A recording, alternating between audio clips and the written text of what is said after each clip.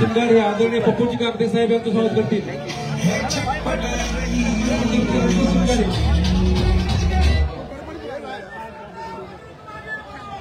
Photo video घेतले ना.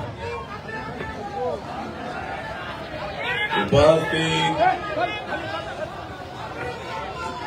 बीड जिल्ह्यातून गावागावातून मोठ्या संख्येनं आलेले सर्व बंधू आणि भगिनी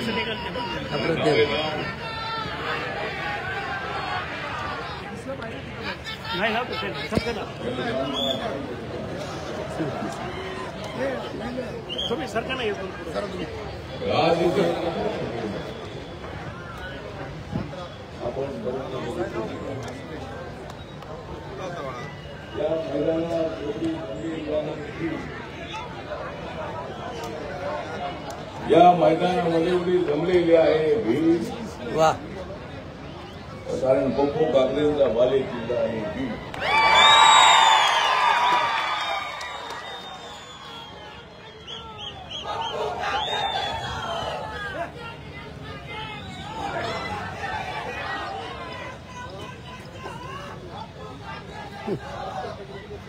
पप्पू कागदेची बीड लाईनी, पप्पू कागदेची बीड लाईनी म्हणून तिथं जमलेली आहे एवढी भीड. या देशामध्ये लागलेली आहे विषमतेची कीड. या देशामध्ये काही ठिकाणी लागलेल्या विषमतेची कीड उघडून टाकणार आहे पप्पू कागदेचा जिल्हा बीड. मैंने तो जगाई है गांव गांव की नार, मैंने तो जगाई है गांव गांव की नार, इसलिए मुझे मिल गया इतना बड़ा हार. क्योंकि मैं मंत्री बना हूं तीसरी बार, क्योंकि मैं मंत्री बना हूं तीसरी बार, अब मैं मंत्री बनता रहूंगा बार बार.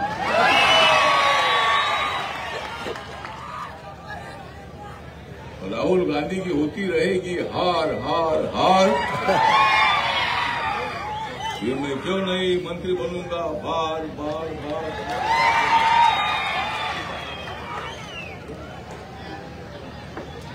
कोई बदल नहीं सकते मेरे बाबा का संविधान।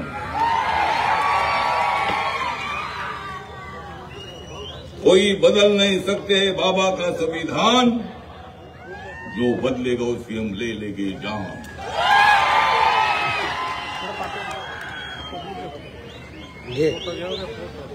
हम लेते हैं भारत माता की आन। हम लेते हैं भारत माता की आन।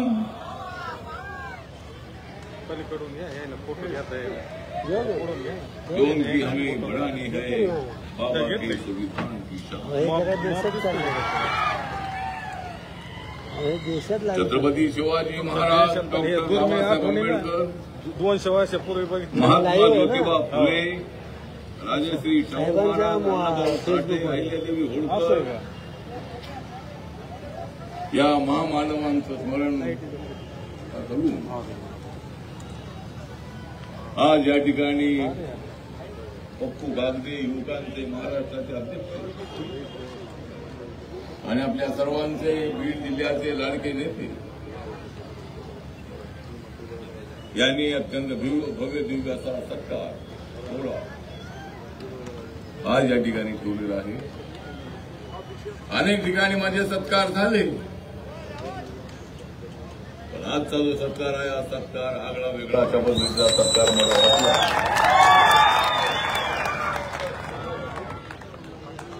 पप्पू गागदेंनी गावागावामध्ये रिपब्लिकन पार्टी ऑफ इंडियाची शाखा त्या ठिकाणी जीवन ठेवलेली आहे।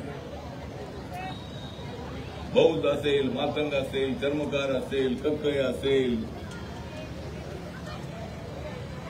ओबीसी असेल, मराठा समाज असेल, मुस्लिम समाज असेल, ब्राह्मण समाज असेल, आम्ही सर्व समाजाला न्याय देण्यासाठी काम करणारे आम्ही लोक आहोत। बाबासाहेब आंबेडकरांच्या संविधानातला भारत म्हणजे 140 कोटी लोकांचा इंडिया भारत।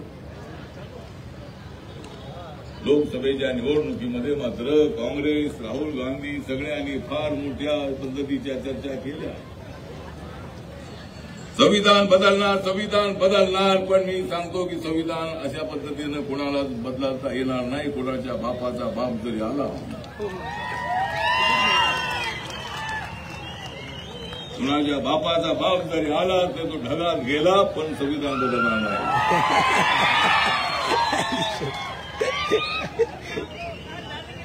आपल्याला काम करायचं आहे समाजासाठी, समाजासाठी काम करायचं आहे, गोरगरिबांसाठी काम करायचं आहे, उपाशी तपाशी माणसाला पोटभर खायला द्यायचं आहे, ज्याच्या अंगावर कपडा नाही त्याला कपडा कसा मिळेल याचा प्रयत्न करायचा आहे, ज्याला शिक्षण नाही त्याला कसं शिक्षण मिळेल हा प्रयत्न आपल्याला करायचा आहे। भारतीय दलित पॅंथरपासून या जिल्ह्याशी माझा जवळचा संबंध आहे। मुंबईमध्ये राहणारे बीड जिल्ह्याचे लोक मोठ्या ताकदीनं माझ्या पाठीशी उभे राहिले। मराठवाड्याचे लोक त्या दुष्काळामध्ये ज्या वेळेला मुंबईला आले, मराठवाड्यामध्ये प्रचंड दुष्काळ पडला, माणसाला खायला मिळेना, पाणी नाही, जेवण नाही, अशा पद्धतीची परिस्थिती त्या काळात होती। देवेंद्र आणि मराठवाड्यातली माणसं पुणे मुंबईला मोठ्या संख्येनं आली। त्यानंतरची मुवमेंट ज्यावेळेला गेली होती त्यावेळेला मुंबईने सुद्धा माझ्या पाठीशी ताकदीनं उभं राहून मला पाठवलं। मराठवाड्याने मोठी ताकद दिली। नामांतराच्या लढ्यामध्ये आपण मोठ्या संख्येनं सामील झाला। मला मिळालं बळ, मराठवाड्यानं मला दिलं बळ, म्हणून माझी महाराष्ट्रात कुणी काढली नाही कर।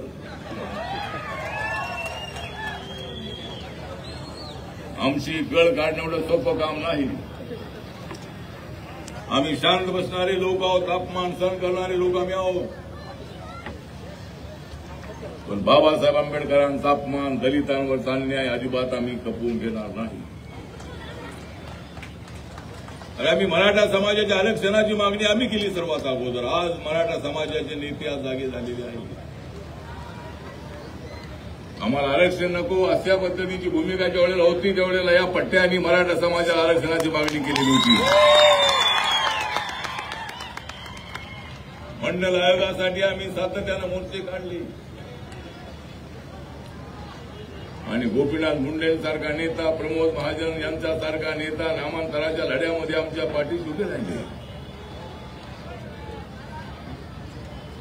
नामांतराच्या लढ्यामध्ये गोपीनाथ मुंडे, प्रमोद महाजन आमच्यासोबत जेलमध्ये होते. नामांतरासाठी बीजेपीचा त्या काळामध्ये पूर्णपणे पाठिंबा होता. आज आम्ही भारतीय जनता पक्षाबरोबर माननीय एकनाथ शिंदेच्या सोबत, अजितदादांच्या सोबत आम्ही आहोत. प्रामाणिकपणाने आम्ही तुमच्या सोबत आहोत. आमची किंमत झालेली नाही कमी. आमची किंमत झालेली नाही कमी. तुम्हाला सत्तेवर बसवण्याची देतो मी तुम्हाला हमी. माझा समाज तुमच्या पाठीशी आहे, पण आपण सुद्धा आम्हाला काहीतरी दिलं पाहिजे. पप्पू कागदेंसाठी केची जागा द्या द्या अशा पद्धतीची चर्चा झाली. पंकजा ताईंची सुद्धा त्या मंत्री असताना त्यांच्यासोबत चर्चा झाली होती. 2019 मध्ये पप्पू कागदेला केची जागा मिळायला हवी होती. अचानक नवीन उमेदवार आणण्यात आला. वर्षानुवर्ष काम करणाऱ्या पप्पू कागदेंसारख्या एका नेत्याला तिकीट त्या ठिकाणी मिळालं नाही. माननीय मोदी साहेबांनी मला मंत्री केलेला आहे, मोठी गोष्ट आहे. देशामध्ये आमचा पक्ष वाढतो आहे. नागालँडमध्ये माझ्या पक्षाचे 2 आमदार आहेत. मणिपूरमध्ये माझा पक्ष रेकग्नाइज पक्ष आहे, तिथं माझ्या पक्षाला 17% मतं मिळाले लोकसभेला. अनेक राज्यामध्ये माझा पक्ष आहे. नरेंद्र मोदींचं काम अत्यंत बाबासाहेबांच्यासाठी अत्यंत चांगलं काम आहे. पण महाराष्ट्रामध्ये आम्हाला सत्तेचा वाटा मिळाला पाहिजे. आम्ही तर तुमच्या दुश्मनांचा काढलेला आहे खाता. आम्ही तर तुमच्या दुश्मनांचा काँग्रेस, राष्ट्रवादीचा, शिवसेनेचा काढलेला आहे काटा, तरी तुम्ही काढले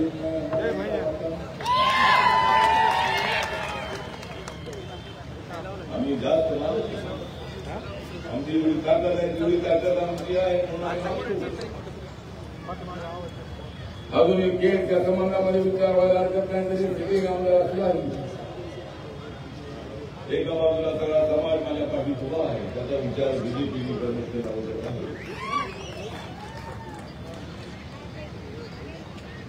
आणि मराठा समाजाला मी सांगतो की मराठा समाजाच्या पाठीशी आम्ही आहोत. या महाराष्ट्रामध्ये मार मान मराठा मुसलमान जर आले एकत्र तर कोण राहतात नसतील. पण आम्हाला सर्वांना एकत्र राहायचं आहे. ओबीसी समाजाला मला न्याय द्यायचा आहे. ओबीसी समाजाचं जे आरक्षण आहे ते त्यांना अगोदर कमी मिळालेलं आहे. मराठा समाजाला मराठा म्हणून आरक्षण मिळत नसेल तर माननीय जरांगे पाटील यांची मागणी आहे की आम्हाला ओबीसी म्हणून आरक्षण द्या. ओबीसी मध्ये टाका म्हणतात, ओबीसी म्हणतात आमच्या टाकू नका. मराठा समाजाला आरक्षण द्यायचं कसं हे सरकारने ठरवणं अत्यंत आवश्यक आहे. आम्ही माननीय जरांगे पाटील यांच्या सोबत आहोत. आपल्याला आरक्षण मिळालं पाहिजे, पण ते आरक्षण देताना ओबीसीवर अन्याय होऊ नये अशी आमची भूमिका आहे.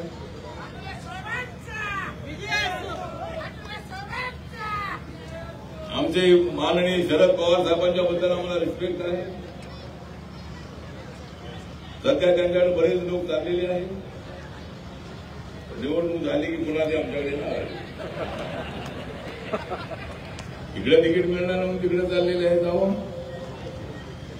तिकडे जाऊन हरला की पुन्हा तुम्ही आमच्याकडे येणार. येत्या मला कल्पना जावं ज्यांना जायचं आहे त्यांनी जावं. पुन्हा तुम्ही या आपल्या गावात. पवार साहेब म्हणतायत 75% आरक्षण दिलं पाहिजे. चांगली गोष्ट आहे. पवार साहेब कोर्टाने सांगितलेलं आहे, सुप्रीम कोर्टाने 50%च्या पुढे जाऊ नका. जायचंच होतं तर ज्यावेळेला तुमचं सरकार होतं मनमोहन सिंग त्यावेळेला का आपण गेला नाही. आपण 3-4 वेळेला महाराष्ट्राचे मुख्यमंत्री होता त्यावेळेला आपण का असं नाही केलं तर आपण दिल्लीमध्ये संरक्षण मंत्रीपद, कृषी मंत्रीपद, अनेक मंत्रीपद आपल्याकडे होती. त्यावेळेला 75% मागणी आपण केली नाही ना. पवार साहेब म्हणताय की 75% आरक्षण द्या, पाहिजे तेवढं द्या, जेवढं पाहिजे तेवढं घ्या, आम्हाला महत्व द्या. ठीक आहे, 75% जर होत असेल तर चांगली गोष्ट आहे. पण मराठा समाजाला ओबीसी मध्ये आम्हाला आरक्षण हवं असं त्यांचं म्हणणं आहे. पण माझी सूचना आहे की त्यांच्यासाठी वेगळी कॅटेगरी करा. माननीय जरांगे पाटील यांचे माझे संबंध अत्यंत चांगले आहेत. जरांगे पाटील यांनी समाज गडबडून जागा केलेला आहे मराठा समाज. माननीय विनायक मेटे सुद्धा होते, शिवसंग्राम चालवते, अखिल भारतीय मराठा महासंघामध्ये ते युवकांचे नेते म्हणून ते अत्यंत ऍक्टिव्ह होते. शशिकांत पवार यांच्यासोबत त्याबरोबर होते. एक अखिल भारतीय मराठा महासंघ आणि त्याच्यावेळेस आमची कॅन्सरची होती. त्या कॅन्सरने एकदा अलायन्स केला होता. काही सभांमध्ये आमच्या शिवाजी पार्कच्या शशिकांत पवार आले होते. त्यावेळेपासून आम्ही मराठा समाजाच्या आरक्षणाला पाठिंबा दिलेला आहे. त्यामुळे आज विनायक मेटे साहेब आपल्यासोबत नाही. मराठा समाजासाठी सातत्यानं संग्राम करणारा शिवसंग्रामचा नेता. मराठा आरक्षणासाठी मुंबईला आयोजित केलेल्या बैठकीसाठी निघालेला असताना रस्त्यामध्ये ऍक्सिडेंट झाला आणि त्याच्यामध्ये विनायक मेटे आपल्यामध्ये राहिले नाही. त्यांची आठवणी तर बीडमध्ये आल्याशिवाय राहत नाही आहे. गोपीनाथ मुंडेंची, प्रमोद महाजन यांची आठवण आल्याशिवाय राहत नाही आहे. पण आपल्याला हे सगळं काम करायचं आहे. आजच्या या सभेमध्ये अनेक कार्यकर्ते आलेले आहेत. बाबूराव कदम, गौतम सोनावणे, मिलिंद शेळके, ब्रह्मानंद चव्हाण, MS नंदा, दौलत खराब, परशुराम वाडेकर, सिद्धार्थ कासारे, सिद्धार्थ भालेराव, संजय बनसोडे, सुनील साळवे, डॉक्टर विजय गायकवाड, सचिन कागदे, DN दाभाडे, भास्कर रोडे, दिलीप जोशी, दासू वाघमारे, अशोक गायकवाड, सचिन मोहिते, विजय मगरे, संजय ठोकळ, मायाताई मिसाळ, शैलेश चव्हाण, प्राध्यापक कमलाकर कांबळे, राजू जोगदंड, प्रभाकर चांदणे, मजर खान, महेश आठवले, म्हणजे मी एक आठवले, दुसरा अविनाश जोगदंड, विलास जोगदंड, आपला दिव्यांगांचा ज्याला आम्ही अटॅच केलेला आहे सुरेश माने मराठा आहे. मला मुंबईतून भेटला आणि म्हणाला की मी मराठा आहे. मी बोललो तू मराठा आहे, तुम्ही पहिला महार आहे, आता मी बौद्ध आहे. आणि तो बोलला की मराठा असलो तरी मला रिपब्लिकन पक्षामध्ये काम करायचं आहे. पप्पू कागदेचं नेतृत्व अत्यंत चांगलं आहे आणि मी बीडचा आहे आणि मला दिव्यांग जनाची जबाबदारी द्या. त्यामुळे त्याला मराठा समाज आपल्या त्याला आपण दिव्यांग अध्यक्ष बनवलेला आहे.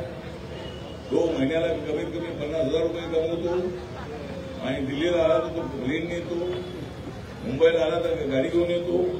एकटाच असतो, अंध आहे परंतु एकदम एकटाच येतो. म्हणजे माझ्या दिल्लीच्या घरी येतो, ऑफिसला येतो, एकटाच येतो. तर तो सुद्धा आपल्या पक्षामध्ये आलेला आहे. त्यानंतर आपले साहेबराव ससाने आहेत, सचिन कासारे, अमित तांबे, भाग्यराज असे अनेक मान्यवर मंत्र्यांवर उपस्थित आहे. आणि आपण सर्वजण अत्यंत मोठ्या संख्येने आज या ठिकाणी आलेले आहात. गायरान जमिनीचा प्रश्न आहे. 90चा जी बदलून तो 2014 पर्यंत करावा यासाठी मी प्रयत्न करणार आहे. गायरान जमीन ज्यांना मिळालं त्यांच्यासाठी आपल्याला प्रयत्न करायचा आहे. ऊसतोड कामगार जे आहेत त्या ऊसतोड कामगारांच्या मुलांसाठी हॉस्टेल आहे, त्यांचा शिक्षणाचा प्रश्न आहे. त्या ऊसतोड कामगारांच्या प्रश्नांकडे आपल्याला लक्ष देणं अत्यंत आवश्यक आहे. बेरोजगार मुलं मुलींच्यासाठी आपल्याला प्रयत्न करणं अत्यंत आवश्यक आहे. महिलांसाठी बचत गट आहे. आता मुख्यमंत्री बहीण योजना आलेली आहे. सगळ्या महिलांनी अर्ज भरलेत का? महिलांना अर्ज भरले. महिन्याला 1,500 रुपये मिळणार आहे. एकनाथ शिंदेच्या सरकारने प्रत्येक महिन्याला 1,500 रुपये, एका दिवसाला 50 रुपये, आणि जर सरकार पुढे आलं तर पुन्हा त्यामध्ये 2,000-2,500 रुपये आपण वाढवू आणि आपल्याला महिलांना सुद्धा आपल्याला न्याय मिळवून द्यायचा आहे. अशा पद्धतीनं अनेक आपले जे प्रश्न आहेत त्या प्रश्नांसाठी मी दिल्लीमध्ये आहे. दिल्लीमध्ये आपल्या दिव्यांगजनांचे प्रश्न आहेत, शेड्यूल कास्टचे प्रश्न आहेत, मुलांच्या स्कॉलरशिपचा प्रश्न आहे. स्कॉलरशिप आपल्याला वाढवायची आहे, सरकारी योजनेचे पैसे वाढवायचे आहे, वेळेवर स्कॉलरशिप मिळली पाहिजे यासाठी आपल्याला प्रयत्न करायचा आहे. हॉस्टेल संख्या वाढवायची आहे. असे अनेक प्रश्न आहेत. आपल्या बेरोजगारांसाठी अनेक योजना आहेत. MSMEच्या योजना आहेत, खादीराम मधूच्या योजना आहे, जनधन कॅपिटल फंड आहे, किंवा अशा अनेक ज्या सरकारी योजना आहेत त्यांचा योजना सुद्धा आपल्याला फायदा उठवायचा आहे.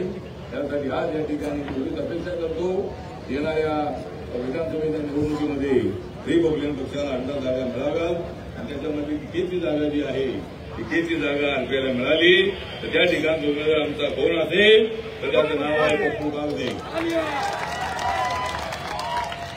त्यामुळं या ठिकाणी पप्पू कागदे अत्यंत चांगल्या मताने निवडून येईल अशी अपेक्षा आहे. एक तरुणांची फौज त्याच्या पाठीशी उभी आहे आणि मला सुद्धा ही ताकद मिळालेली आहे. त्याच्या पाठीमागे तो पप्पू अत्यंत समंजस असणारा कार्यकर्ता आहे, विचार करणारा कार्यकर्ता आहे. त्यामुळे त्याला आमदार झाला पाहिजे अशी माझी इच्छा आहे. एवढं त्या पद्धतीने बोलतो आणि परत आपण मानून माझे दोन शब्द संपवतो. नमो बुद्धाय. जय भीम, जय भारत, जय महाराष्ट्र.